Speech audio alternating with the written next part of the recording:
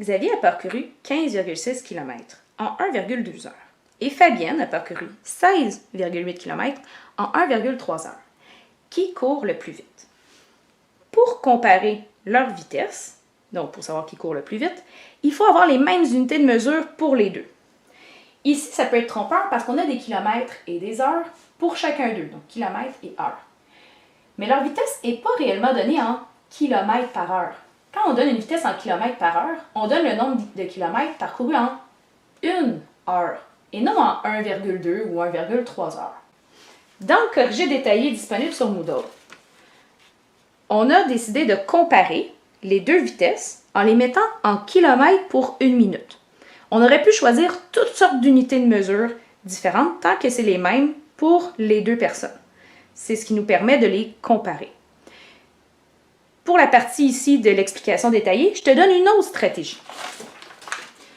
Plutôt que le mettre en kilomètres par minute, je vais le mettre en kilomètres heure.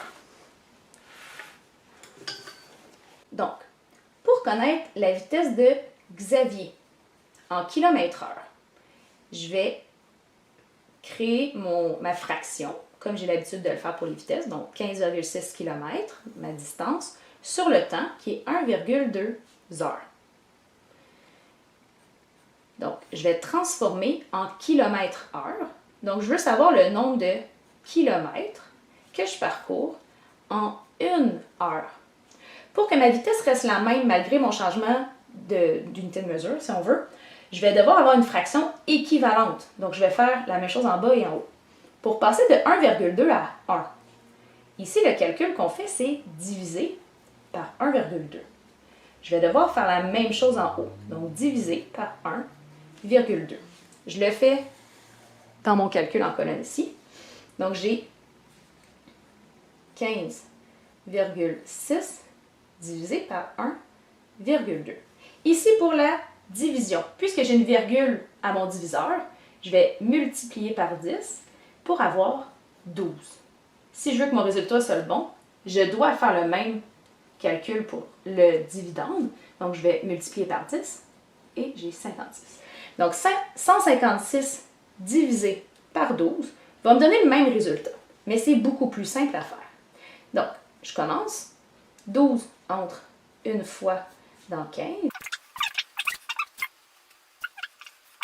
156 divisé en 12 me donne 13, ce qui veut dire que 15,6 divisé en 1,2 donne également 13.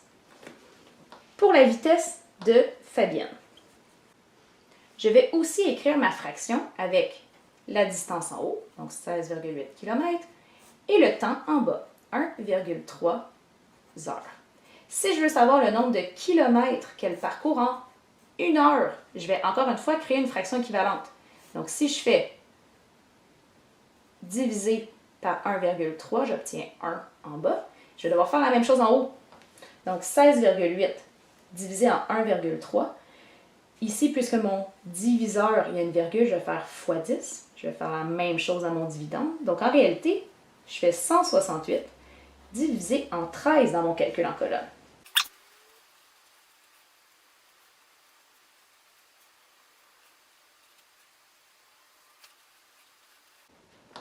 Donc ici, je devrais normalement continuer après la virgule et trouver les prochaines décimales.